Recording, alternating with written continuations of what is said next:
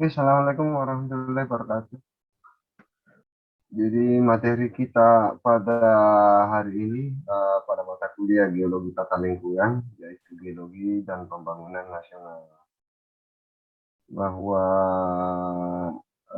geologi, aspek-aspek yang terkait daripada geologi ini eh, akan memberikan suatu keuntungan dalam rangka pembangunan eh, melalui berbagai kegiatan karena aspek geologi adalah merupakan suatu bahan atau material yang perwujudannya bisa dimanfaatkan, bahkan bisa kita melakukan perdagangan antar wilayah atau antar negara. Walaupun dengan demikian, geologi ini melalui pemanfaatannya, baik itu berupa eksploitasi, eksplorasi, pasti akan juga menimbulkan suatu dampak pengaruh terhadap kehidupan manusia dan lingkungannya. Nah, oleh karenanya, bagaimanakah sebenarnya sumber daya geologi ini? Nah, kalau kita lihat dari peta secara dunia, yang mana negara Indonesia ini dia berada pada warna kuning, yaitu bahwa Indonesia ini memiliki suatu kandungan minyak dan gas bumi. Ya. Walaupun di dalamnya itu terdapat beberapa potensi-potensi geologi yang lainnya, misalnya batu bara, besi, mineral, dan lain sebagainya, yang bisa kita peroleh atau dapatkan di berbagai wilayah yang ada di Indonesia. Mengingat daripada karakteristik wilayah Indonesia ini adalah merupakan suatu negara kepulauan, sehingga penyebarannya pun juga cukup tersebar, walaupun tidak merata, tetapi setiap wilayah, khususnya setiap wilayah pulau, masing-masing memiliki potensi dan karakteristiknya yang berbeda, ya, terkait daripada sumber daya geologinya. Jadi ada wilayah memiliki sumber daya geologi pada kegiatan batu bara, marmer, batuan kars, dan lain sebagainya. Yang jelasnya bahwa sumber daya geologi ini menjadi suatu kebutuhan, menjadi suatu parameter kemajuan suatu bangsa. Sebagaimana kita bisa lihat dari beberapa negara-negara ya terkaya di dunia, ya bahkan orang terkaya di dunia, semuanya itu bergerak pada sektor pertambangan. Katakanlah misalnya Dubai, Emirat Arab, Arab Saudi, dan beberapa negara-negara lainnya. Ya.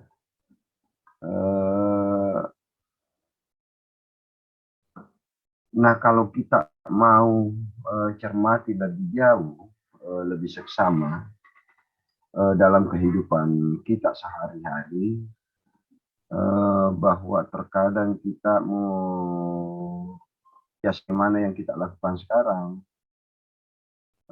mungkin juga Anda menggunakan laptop, Anda menggunakan AC, ya, sedang menonton televisi, itu adalah suatu jenis barang yang kita gunakan sehari-hari, dan bahkan lebih daripada itu, pada dasarnya itu berasal dari pengelolaan sumber daya geologi, ya. Dan ini membuktikan bahwa sumber daya geologi saat ini sangat penting dan tidak bisa dipisahkan dalam kehidupan manusia. Jadi kita memiliki ketergantungan, memiliki kebutuhan yang sangat besar terhadap sumber daya geologi.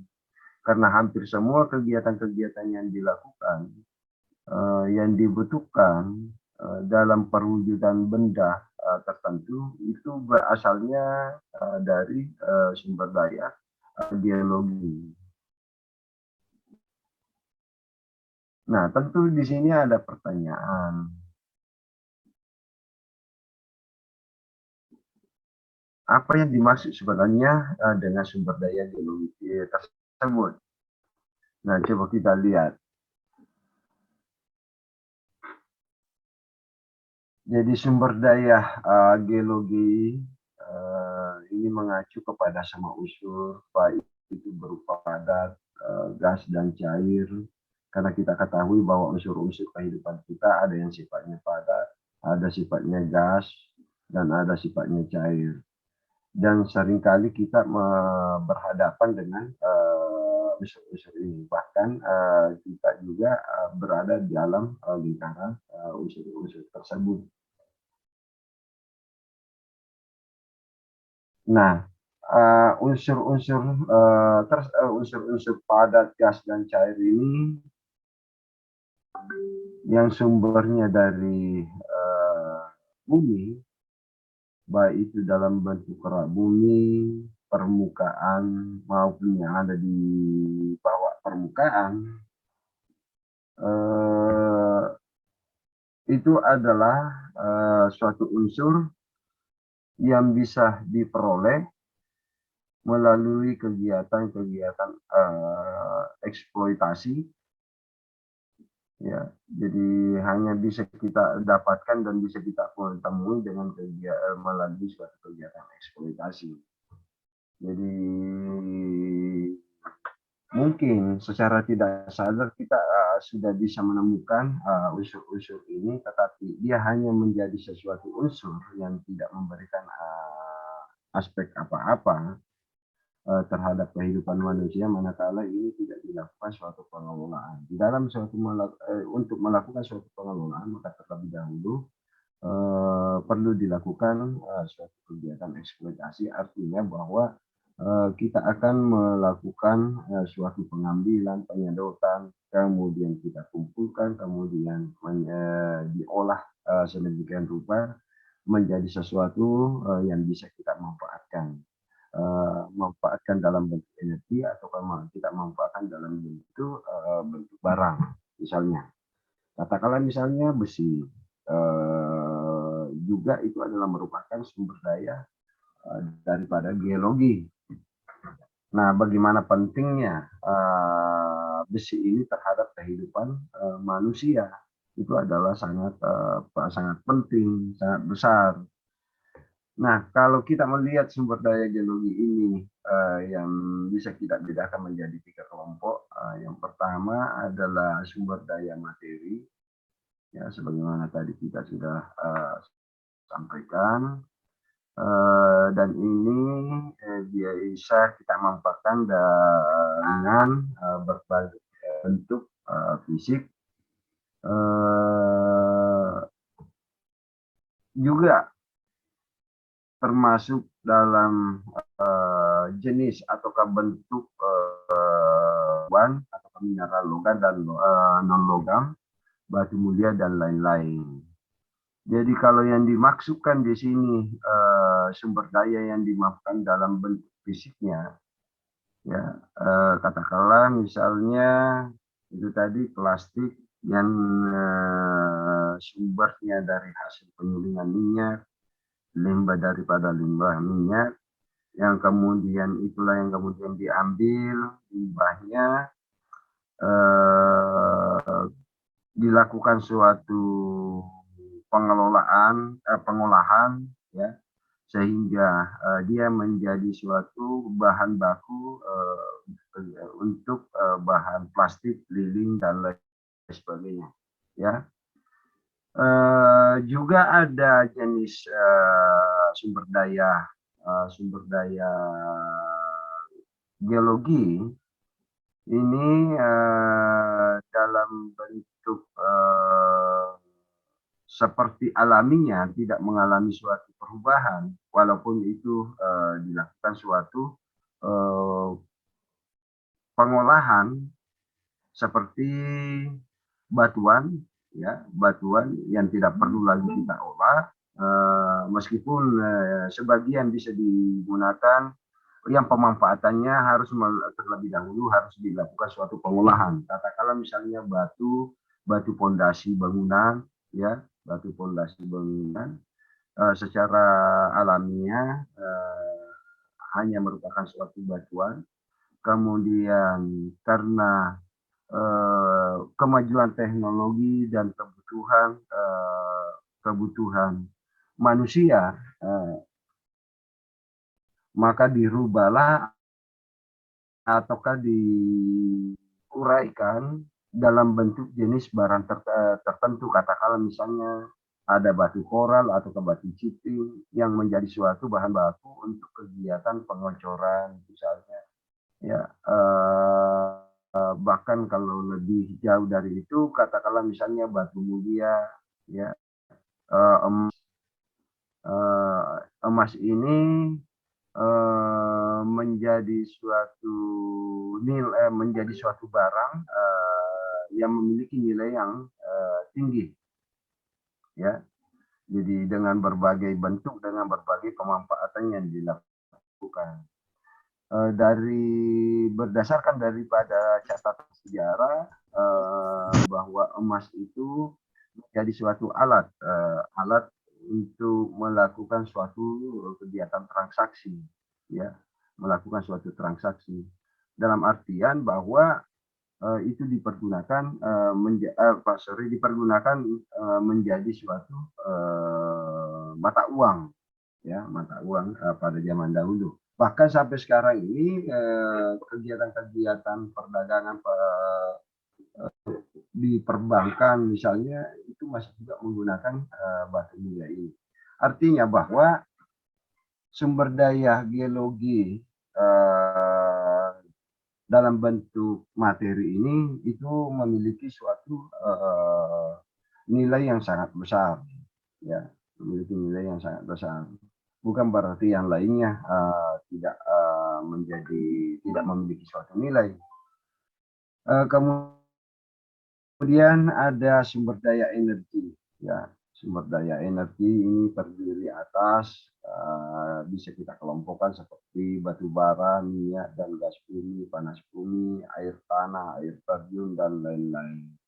Sumber daya energi ini keberadaannya ataukah lokasinya memiliki suatu perbedaan-perbedaan. Artinya bahwa tidak semua bagian bentang alam ini, tidak semua di wilayah itu memiliki kandungan ataukah memiliki sumber daya energi ini. Kecuali mungkin kalau air tanah, hampir semua bagian-bagian itu terdapat air tanah. Kemudian juga panas bumi, dan kesemuanya ini bisa dijadikan sebagai sumber daya energi. Walaupun saat ini kita cuma hanya bisa saksikan sumber daya energi ini sering dimanfaatkan seperti batu bara, kemudian minyak, entah itu solar premium, ya, minyak tanah, dan termasuk adalah gas sebagai unsur energi, ya, melalui suatu proses pembakaran, kemudian akan melahirkanlah suatu energi. Kemudian yang kalau panas bumi bisa dikatakan bahwa belum terlalu populer di kalangan kita dalam rangka pemanfaatannya di bidang energi, ya. Yang sering ada itu adalah bayung, kemudian air, ya, termasuk bahan mineral ini, ya, minyak gas bumi.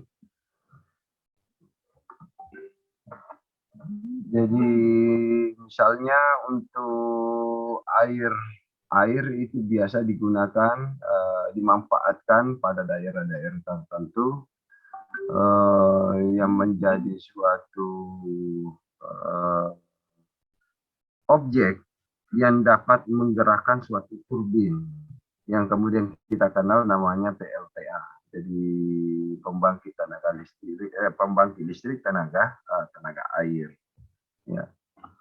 Kemudian Bayu PLTB yang mungkin di Sulawesi Selatan ini baru ada 2, yaitu di Kabupaten Sidrap dan Jeneponto, yaitu melalui pemanfaatan angin, kemudian memberi pemanfaatan angin sebagai sumber energi, ya, sumber energi yang bisa menghasilkan aliran listrik, ya. Kemudian uap. Nah, saya kira kalau sekarang ini kita kayak PLTU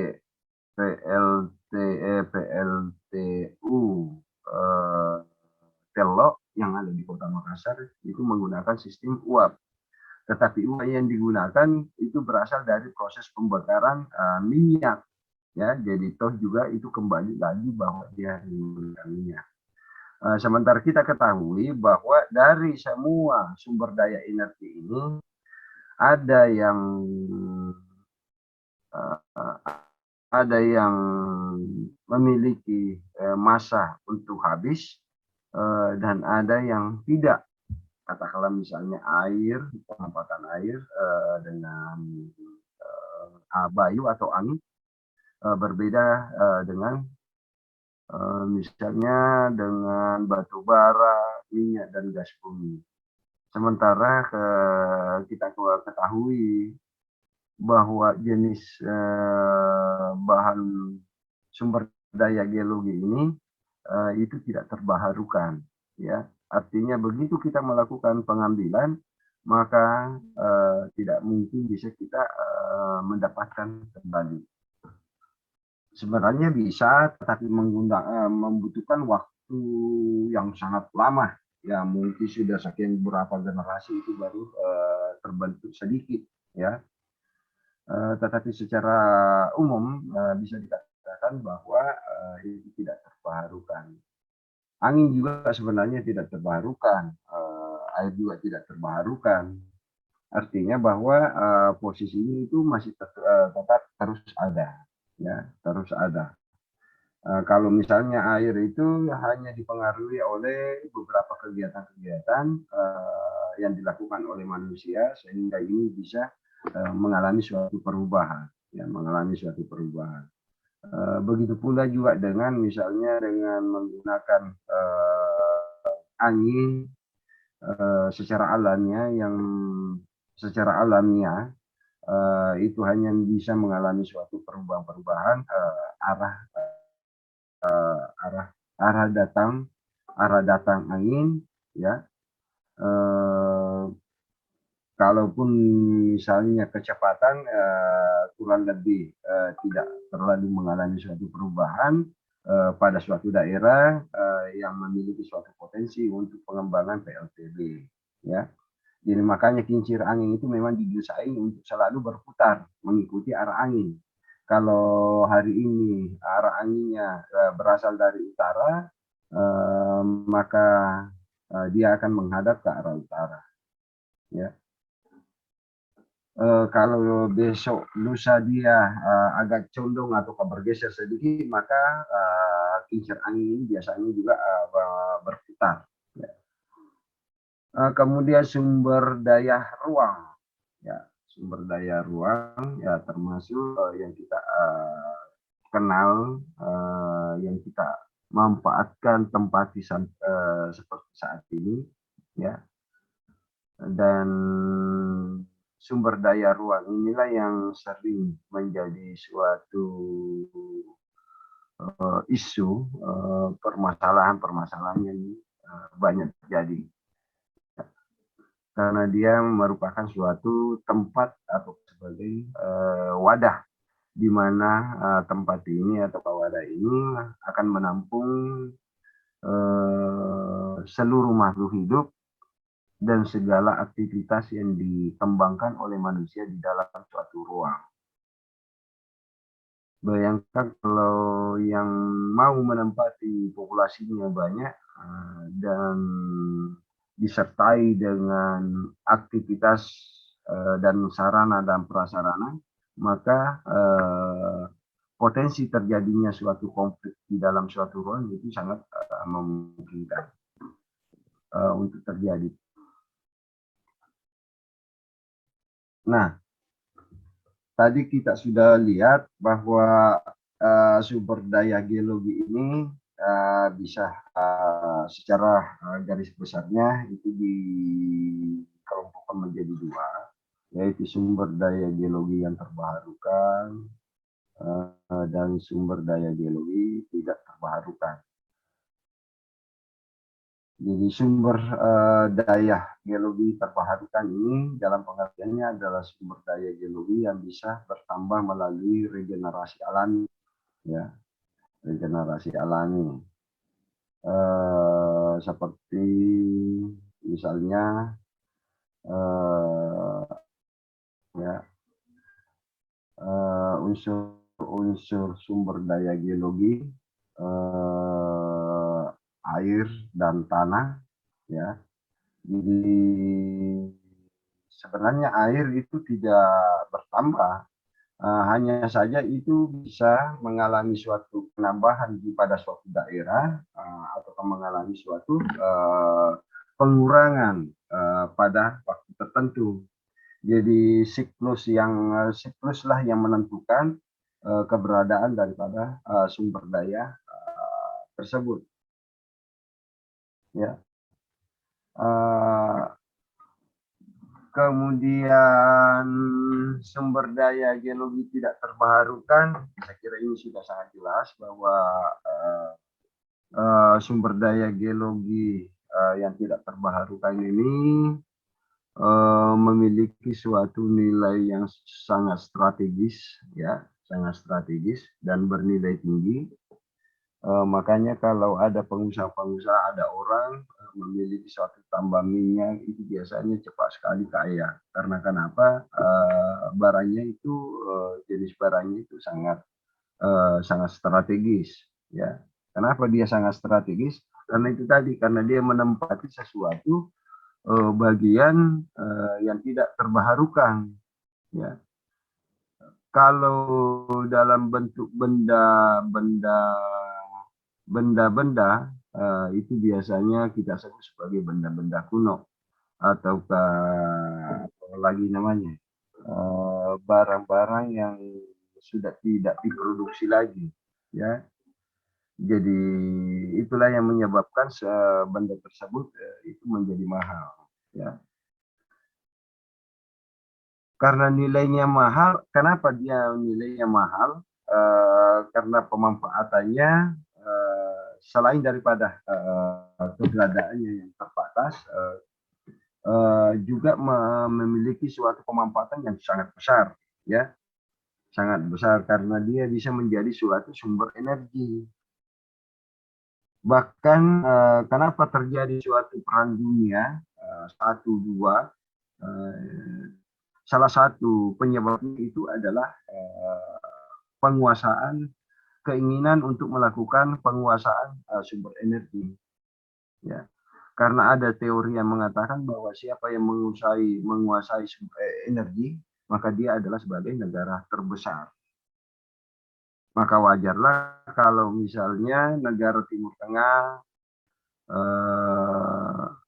katakanlah Irak, kemudian Libanon dan sebagainya, yang memiliki kandungan minyak yang sangat besar, itu biasanya terjadi perang saudara, ataukah ada gejolak yang terjadi di sana, ya.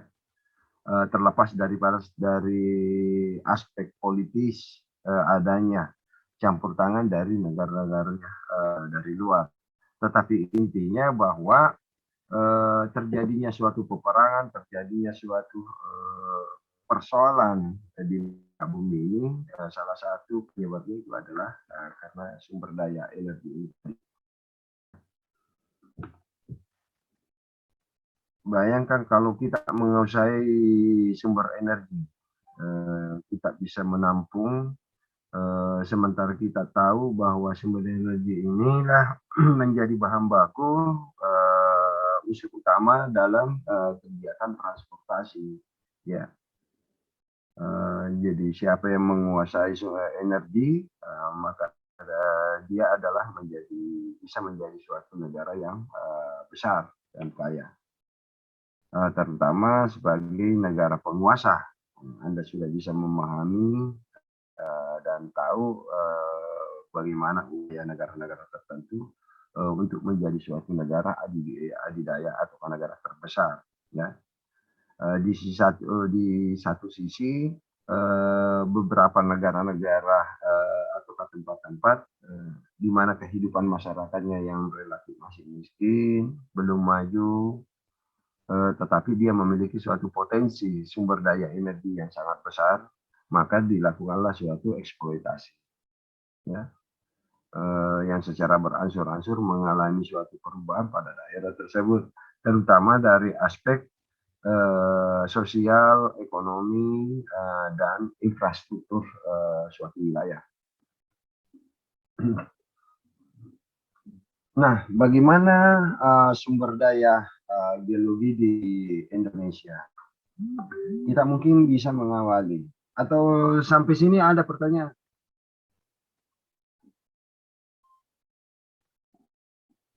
Ada pertanyaan? Tidak ada? Halo? Tidak ada, Ji, Pak. Tidak ada, Ji. Oke.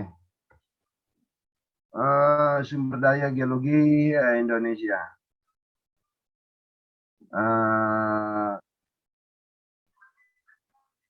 Kalau kita kembali kepada lagu yang diciptakan oleh kelompok musik pada zaman tahun 50-an, yaitu Koskus, ya, dengan di dalam lagu yang diciptakannya itu dikatakan ada bait yang mengatakan bahwa orang bilang tanah kita ini adalah tanah surga. Kenapa tanah surga? Karena bisa hanya dengan menanam batu dan tongkat itu bisa menjadi tanaman. Artinya bahwa negara Indonesia ini adalah negara yang sangat subur, ya. Jadi negara yang sangat subur. Selain daripada itu juga ditunjang dengan sumber daya geologi yang cukup besar, ya, yang cukup besar. Hal inilah yang kemudian negara Indonesia ditetapkan sebagai negara dengan kekayaan sumber daya geologi terbesar di dunia. Ya, jadi dia masuk 10 besar, ya, 10 besar dari sekian banyaknya negara. Apa yang bisa kita lihat dari ini dengan potensi ini, maka negara Indonesia pun menjadi suatu negara incaran bagi negara-negara maju atau negara-negara kaya untuk melakukan suatu investasi di negara Indonesia. Jadi investasi dalam pengertiannya itu adalah melakukan suatu eksploitasi dan eksplorasi sumber daya geologi. Maka dibukalah beberapa lokasi-lokasi tambang yang kalau kita bisa lihat mulai dari Papua sampai ke Sumatera, itu kegiatan-kegiatan eksploitasi ini, investasi sumber daya geologi itu cukup banyak, ya. Bahkan beberapa tahun ini kita dipertontonkan atau diperlihatkan bagaimana suatu negara yang melakukan suatu pembukaan area untuk kegiatan pertambangan katakan misalnya di Morowali dengan tambah nikelnya, kemudian di Maluku Utara tambah nikel, kemudian ada di Sulawesi Tenggara dan beberapa wilayah-wilayah yang lainnya. Ya, nah kalau secara keuntungan itu sebenarnya ada dengan adanya investasi ini. Yang pertama adalah dengan adanya investasi maka percepatan pembangunan infrastruktur itu pasti ada, ya. Karena untuk menunjang kegiatan pertambangan dari tempat di mana dia melakukan penggalian, kemudian dia melakukan pengiriman melalui transportasi laut ke pelabuhan atau ke pinggir pantai, itu membutuhkan prasarana jaringan jalan. Ya. Kemudian terbentuknya suatu pusat-pusat kegiatan atau terbentuknya pusat-pusat permukiman, ya, di daerah pertambangan. Kemudian keuntungan berikutnya adalah penyerapan tenaga kerja. Ya, jadi ada berapa tenaga kerja yang bisa terserap pada sektor pertambangan. Seiring daripada itu berkembanglah juga lapangan usaha, terutama bagi masyarakat lokal, ya, masyarakat setempat. Misalnya lapangan pekerjaan yang ada yang tadinya masyarakat setempat itu cuma hanya kegiatan pertanian, kemudian datanglah investasi pertambangan, maka karena semakin banyaknya orang, maka masyarakat lokal ini membuka warung makan, menyediakan jasa-jasa yang lain, kemudian seperti misalnya pemundokan, termasuk harga atau nilai lahan masyarakat yang mengalami suatu peningkatan, ya, mengalami suatu peningkatan. Jadi pengaruhnya itu sangat besar. Ya. Di satu sisi, ya, dengan kegiatan semacam itu adalah pasti yang pertama adalah kerusakan lingkungan, ya, kerusakan lingkungan itu sudah pasti. Kemudian yang kedua, ya pasti kita akan bersaing ataukah didatangi oleh penduduk atau warga negara lain, ya, karena biasanya perjanjian di dalam investasi itu ya seperti itu, bahwa sekian persen, sekian orang, sekian ini jumlahnya itu harus tenaga kerjanya itu berasal dari pihak investor, di samping pihak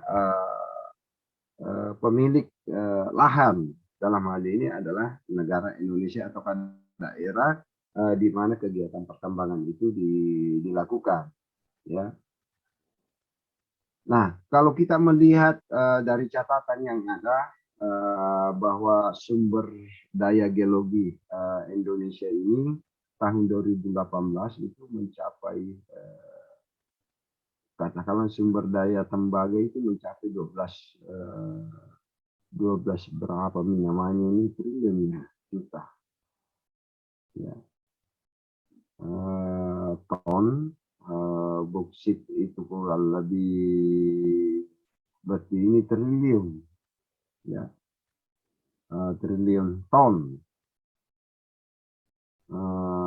Kemudian timah dan penyebaran daripada sumber daya geologi ini bisa kita jumpai di beberapa pulau-pulau yang ada, ya. Termasuk ini pasir dan batu atau kasir itu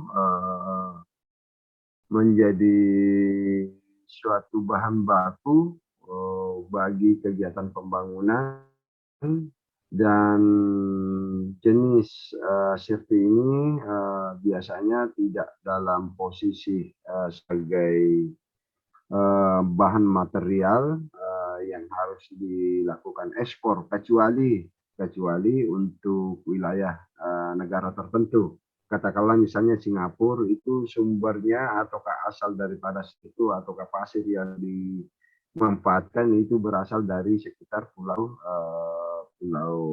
Sumatera, ya. Tetapi kalau secara nasional dalam negeri ini menjadi suatu kegiatan atau membentuk pola perdagangan antar wilayah, antar pulau. Apalagi dengan adanya rencana pembangunan IKN yang ada di Kalimantan Timur dengan potensi sumber daya geologi tertentu di Kalimantan Timur ini sangat terbatas, maka mau tidak mau suppliernya itu berasal dari beberapa pulau-pulau yang ada di sekitarnya, terutama dalam rangka penyediaan bahan baku untuk kegiatan pembangunan, seperti misalnya batu koral, batu ciping, kemudian pasir, termasuk juga semen dan lain sebagainya. Ya, jadi itulah barang negara Indonesia ini adalah merupakan suatu negara yang kaya dari aspek sumber daya, ya sumber daya alam. Hanya saja Anda bertanya, kalau kita kaya, kenapa kita masih seperti ini? Ya, masih seperti ini. Ataukah kenapa pengelolaan sumber daya geologi ini itu diserahkan kepada negara lain? Kenapa kita tidak memanfaatkan potensi yang ada di dalam negeri, misalnya? Nah, kesemuanya ini apapun yang kita miliki, apapun yang kita apapun yang ada di daerah kita itu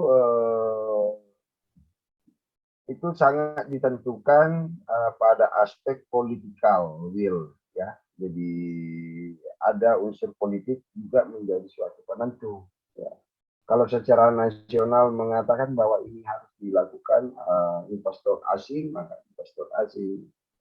Dan memang juga secara lokal atau secara nasional kita, jadi kalau lokal, jadi kalau tidak bicara menyangkut mengenai dunia, maka kita secara lokal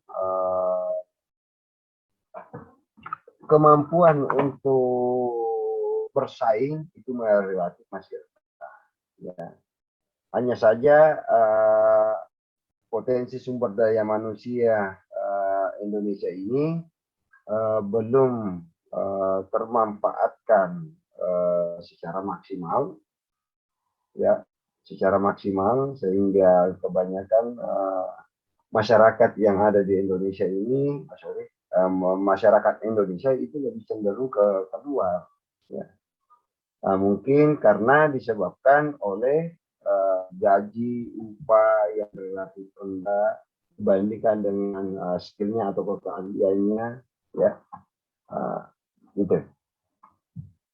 Belum lagi tingkat penguasaan teknologi bahasa yang dimiliki, sehingga inilah yang menjadi penyebab masyarakat Indonesia atau kita ini tidak pede, ya, untuk melakukan persaingan di berbagai sektor-sektor pekerjaan.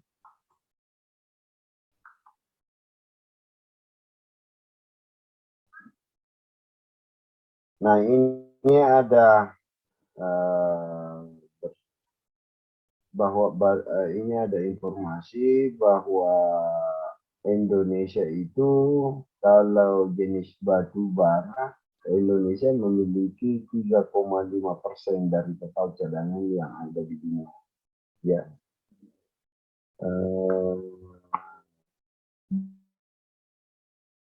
Dan sebenarnya energi panas bumi ini dia tersimpan di bawah tanah Indonesia. Jadi Anda membayangkan bahwa posisi strategis Indonesia ini cukup besar. Hal inilah yang kemudian banyak negara-negara atau pihak investor untuk melakukan suatu investasi di Indonesia. Nah, sebagai negara Indonesia sebagai negara tujuan investasi melalui suatu kegiatan eksploitasi dan eksplorasi, tingkat kerusakan lingkungannya pun juga tinggi, ya. Tingkat kerawanan terjadinya bencana pasti akan menjadi tinggi, terutama pada saat pasca dilakukan kegiatan tambang. Kalau yang nama potensi sumber daya geologi atau tambang ini suatu waktu itu pasti akan mengalami kehabisan karena selalu diambil, sementara kita ketahui bahwa dia adalah merupakan benda atau barang yang tidak terbarukan, berarti ada masanya, ada waktu tertentu sumber daya itu akan menjadi habis. Nah, kalau dia sudah habis, maka semua personel, maka semua kegiatan itu pasti akan ditinggalkan. Kalau misalnya ditinggalkan, ya akan meninggalkan berbagai kerusakan atau perubahan bentang alam yang ada. Sebagaimana yang ada di gambar ini, kita lihat beberapa kegiatan bisa dikatakan terjadi suatu kerusakan di Morowali misalnya, yang tadinya hutan lindung, kemudian dia dibuka karena untuk kebutuhan tambang. Apa yang dicari, apa yang diharapkan itu ada di bawah tanah. Maka semua yang ada di atas permukaan itu akan berubah. Yang tadinya ditumbuhi oleh pepohonan ataukah kawasan hutan, maka dilakukanlah penggundulan. Jadi lahan yang dimasukkan ini bukan saja untuk pengambilan sumber daya geologi, termasuk juga itu adalah penempatan sarana dan prasarana kegiatan pertanian.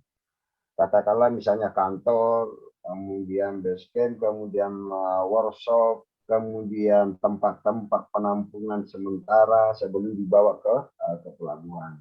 Nah, begitu juga dengan gambar yang ada di tambang emas Freeport di Papua, ya,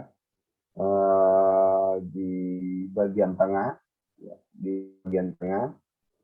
Kalau kita melihat peta citra ya Pulau Papua itu warnanya hijau.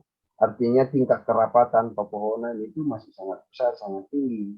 Tetapi pada bagian tertentu itu sudah mengalami warna coklat, sudah mengalami pengrusakan, ya, penggundulan, sebagaimana yang tampak di gambar ini.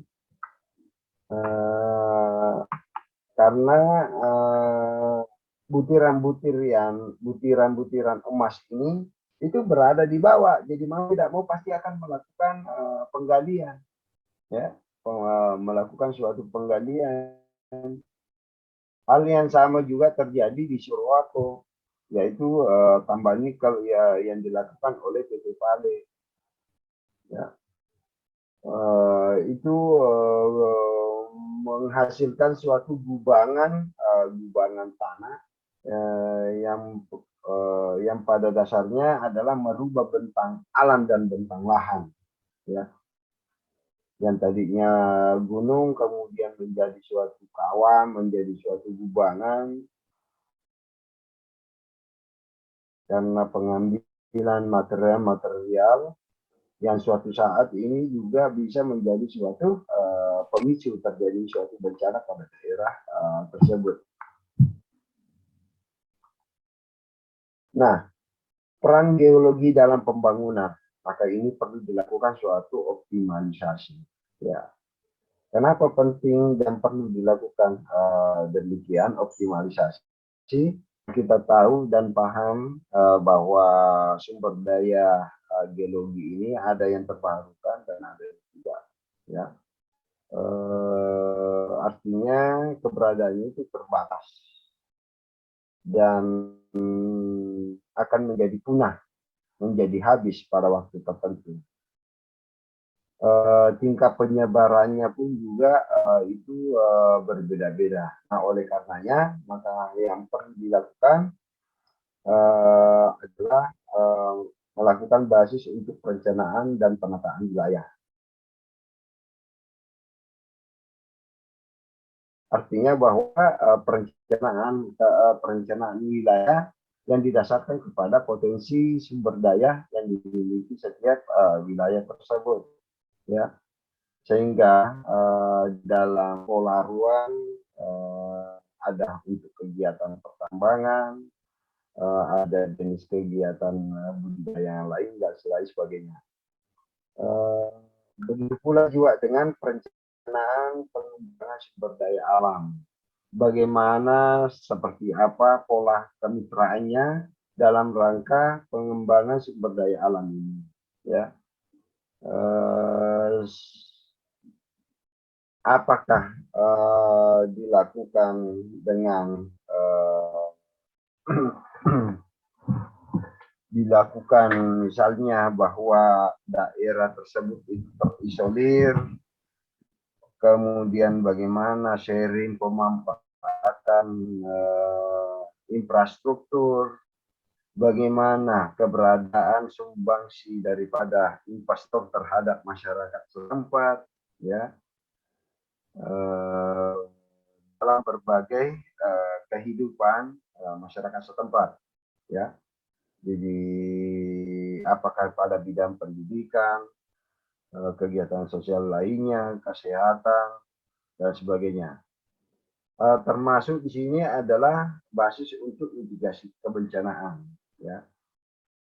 Nah, kesemua ini tentu sangat erat kaitannya dengan muatan-muatan yang tertuang di dalam perencanaan tata ruang.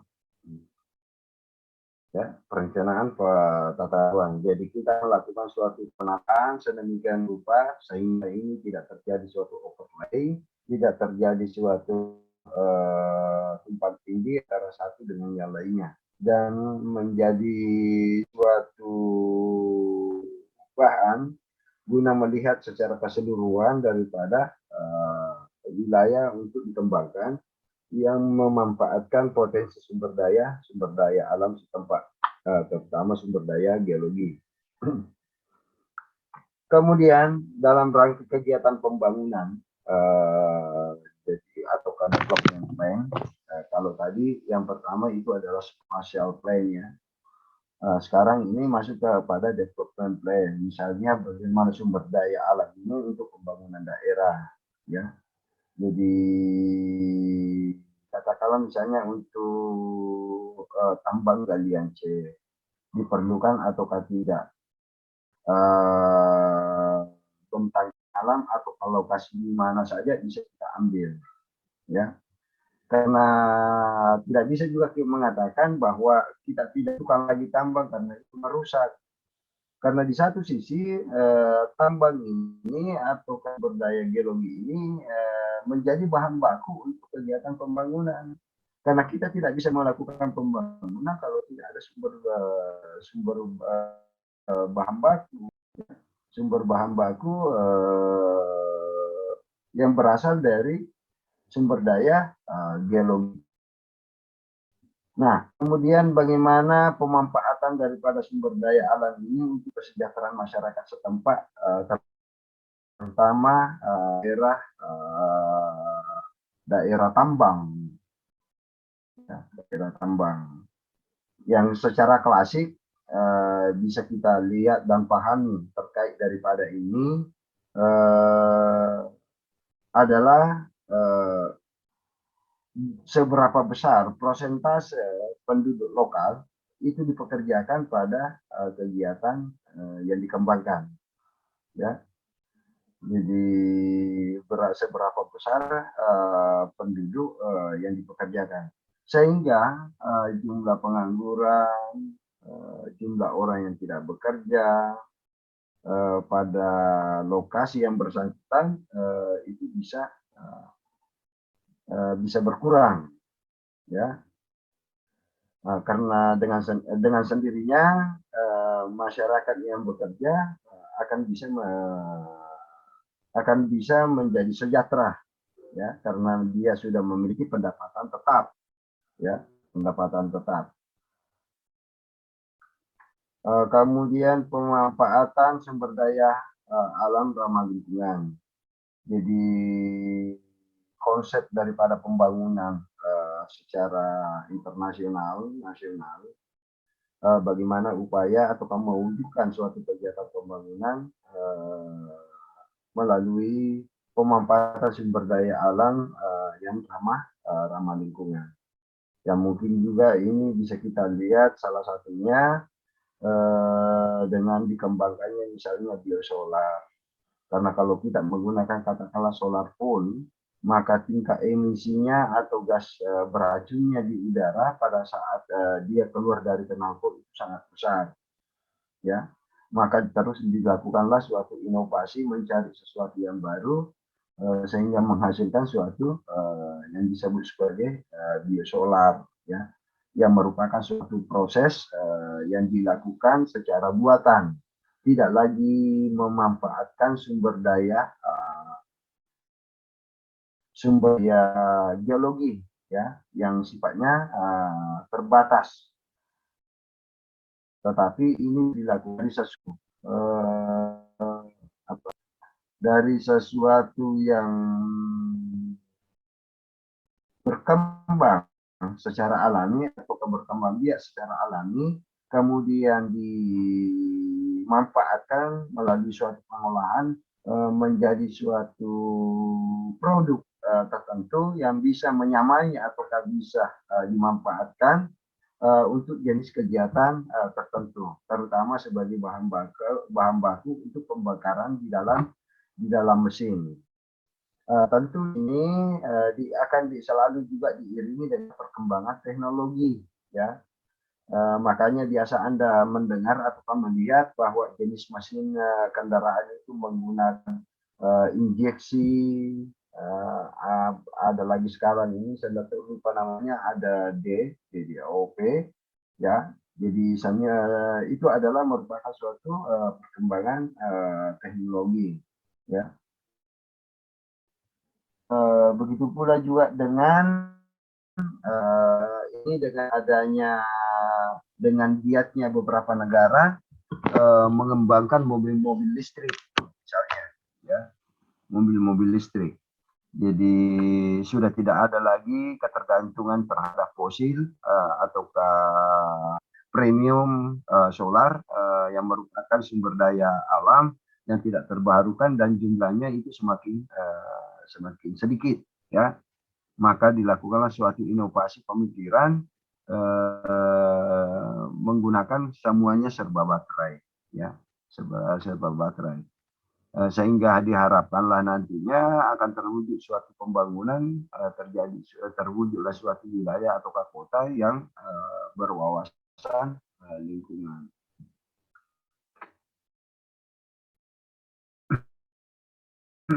Nah, kebijakan dari sektor ESDM ini, ya, ada secara garis besarnya ada 4. Yang pertama adalah peningkatan produksi dan cadangan minyak bumi dan gas, ya.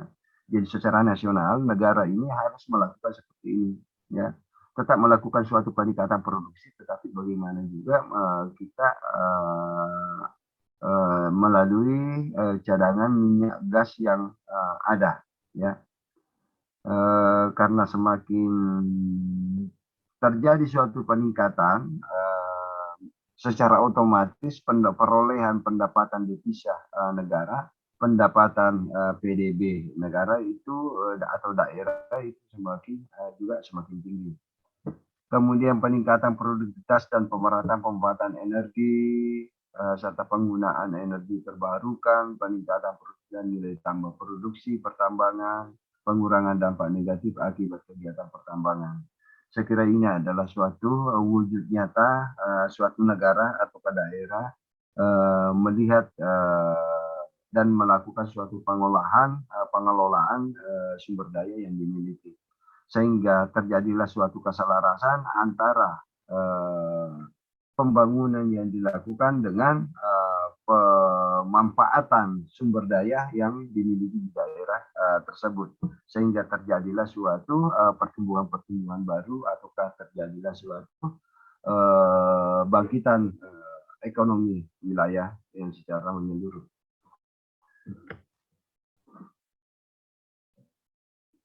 Jadi sektor pertambangan dan pembangunan. Di sini ada pertanyaan, mengapa sektor pertambangan?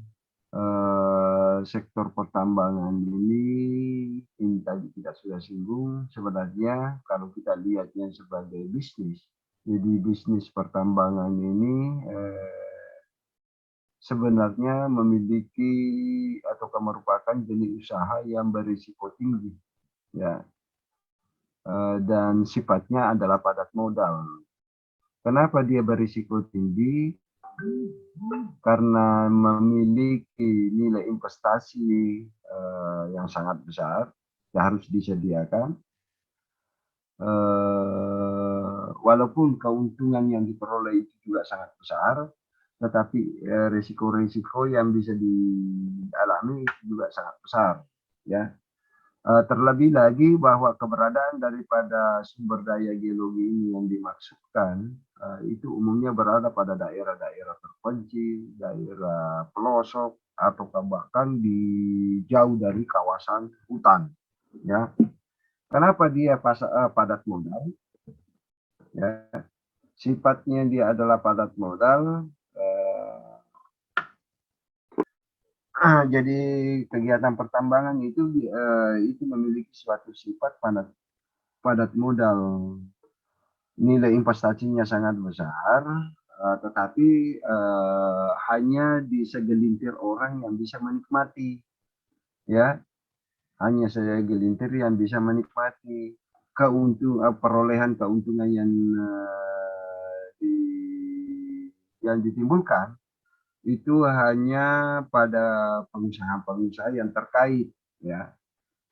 Kemudian yang kedua, juga tidak bisa menciptakan ataukah berkembangnya kegiatan-kegiatan yang bisa menjadi penopang kegiatan itu, ya.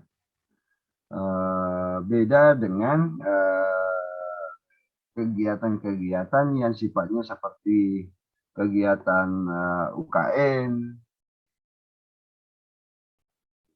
Makanya kalau kegiatan padat modal ini, kalau terjadi suatu krisis, maka dia akan terhempas, ya, karena penumpangnya itu sangat kecil ataukah terbatas. Nah, selain daripada hal ini memiliki risiko tinggi akibat daripada kepastian apakah barangnya ini sudah pasti ataukah tidak, dan biasanya informasi potensi yang ada itu berasal dari hasil kajian atau penelitian yang dilakukan, ya. Katakanlah misalnya melalui peta citra dan lain sebagainya. Bahaya namanya saja bendanya ada di bawah tanah, kita tidak tahu, sementara kita sudah melakukan investasi, ya, mengerahkan material peralatan ke sana.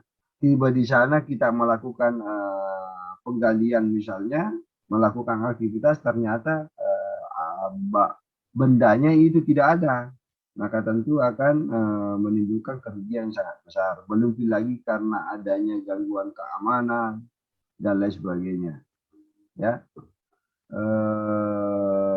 Itu kemudian selain daripada itu juga disebabkan adanya kebijakan pemerintah setempat, ya, perubahan menyangkut mengenai pajak, ya, perubahan mengenai pajak, tentu ini akan menjadi suatu pembebanan bagi investor untuk melakukan suatu kegiatan penambangan.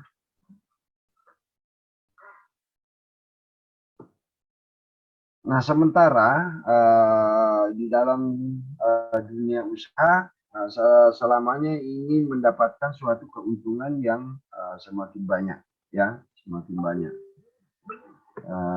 Tetapi dengan adanya kondisi semacam itu tadi, maka ini adalah merupakan suatu hambatan-hambatan dalam mendapatkan suatu hasil atau nilai yang maksimal di dalam suatu kegiatan pertambangan. Tetapi sampai hari ini untuk kegiatan pertambangan adalah merupakan suatu kegiatan yang sangat menguntungkan bagi investor, ya, kalau kita lihat.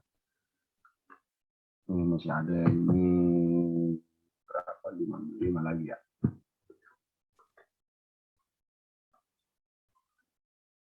Nah, kemudian karakteristik utama daripada pertambangan ini, ya, jadi karakteristik utama sebagaimana kita ketahui bahwa ketersediaan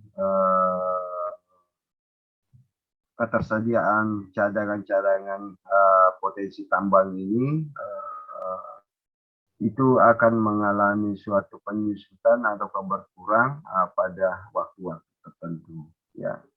Jadi hal yang penting dan perlu kita ketahui yang pertama di dalam kegiatan pertambangan ini adalah informasi menyangkut mengenai jenisnya, jenis apa sumber daya geologinya, apakah nikel, batu bara, atau minyak. Nah, itu yang penting dulu kita ketahui.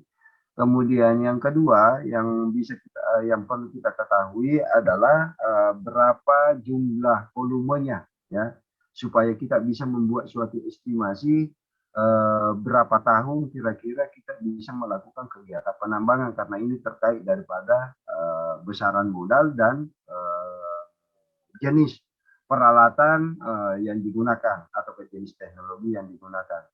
Kemudian yang ketiga menyangkut mengenai sistem perizinan, apakah susah ataukah tidak, ya.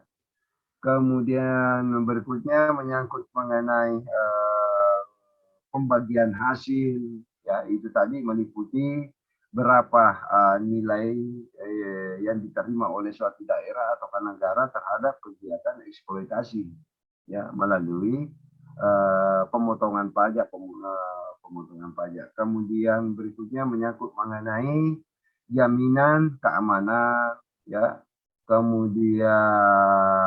kemudian untuk memperoleh suatu akses dan logistik, ya, karena ini terkait atau menyangkut mengenai tenaga kerja, sumber daya tenaga kerja yang ada di lokasi, ya, yang ada di lokasi, termasuk juga melalui suatu pemanfaatan sumber daya, pemanfaatan prasarana yang ada, apakah ini existing sifatnya ataukah adanya peluang-peluang atau ketersediaan untuk dilakukan suatu pembangunan infrastruktur, ya, entah itu adalah pelabuhan, jalanan, kemudian depo-depo untuk memarkir bahan yang sebelum berangkat dan lain sebagainya. Kemudian berikutnya adalah ketiadaan aspek keberlanjutan, ya. Nah, sebagaimana kita pahami secara bersama bahwa namanya saja tempat yang memiliki batasan kehabisan, kalau sudah habis ngapain kita tinggal di sana, ya. Nah, kalau seperti itu biasanya pihak investor itu meninggalkan tempat lokasi dan menyisakan gubangan-gubangan dan kerusakan lingkungan. Nah, inilah yang sering terjadi. Nah, dengan demikian maka beberapa daerah atau konsep pembangunan sekarang ini bekas-bekas tambang ini itu biasanya dijadikan sebagai tempat-tempat wisata, bisa kita kembangkan sebagai wisata. Tetapi penetapannya ini terlebih dahulu perlu dilakukan suatu pengkajian atau penelitian, jangan sampai menghasilkan gas beracun, ya. Nah, inilah yang diupayakan supaya kegiatannya itu berlanjut, ya, berlanjut. Jadi tidak lagi ditinggalkan, tetapi tempat itu akan menjadi sesuatu tempat untuk kegiatan yang lain, sebagaimana yang dilakukan di beberapa tempat, terutama di Kalimantan, ya. Kemudian menyangkut mengenai ketidakpastian, adanya ketidakpastian ataukah political will, ya. Jadi saya kira ini adalah suatu hal yang sangat mendasar, bahwa untuk melakukan sesuatu maka perlu kiranya adanya kepastian dari berbagai aspek, terutama menyangkut mengenai kepastian politis, ya, menyangkut mengenai kepastian politik. Berapa yang sampai investornya sudah mengerahkan semua peralatan, melakukan aktivitas, kemudian terjadi suatu perubahan politik, ya. Nah, ini oleh karenanya sistem MOU ataukah kerjasama yang dilakukan antara pemerintah dengan investor ini itu dengan waktu yang cukup lama, ya. Nah, ini adalah terakhir adalah sustainable development ataukah pembangunan yang berkelanjutan, ya. Jadi ini adalah merupakan suatu isu dari dulu, kita ingin mewujudkan suatu pembangunan yang berkelanjutan, ataukah minimal suatu pembangunan yang ramah lingkungan. Meskipun kita melakukan eksplorasi secara besar-besaran, tetapi dampak yang ditimbulkan dalam lingkungan maupun kehidupan manusia itu seminimal mungkin, ya, seminimal mungkin, bahkan kalau bisa tidak ada, ya, tidak ada. Terutama sustainable development ini pada aspek bidang ekonomi, sosial, dan perlindungan, ya. Karena konsep daripada sustainable development ini, ya, ini adalah yang ketiga, tiga bidang ini, yaitu ekonomi, sosial, dan perlindungan. Apakah dia bagaimana sifatnya pada bidang ekonomi, perlindungannya pada bidang ekonomi dalam pengertiannya itu secara keseluruhan, kemudian sosial dan perlindungan terhadap lingkungan, ya. Nah, ini ada tugas latihan lagi, jadi sebagaimana kita sudah sepakati bersama bahwa setiap pertemuan itu akan ada tugas dan latihan.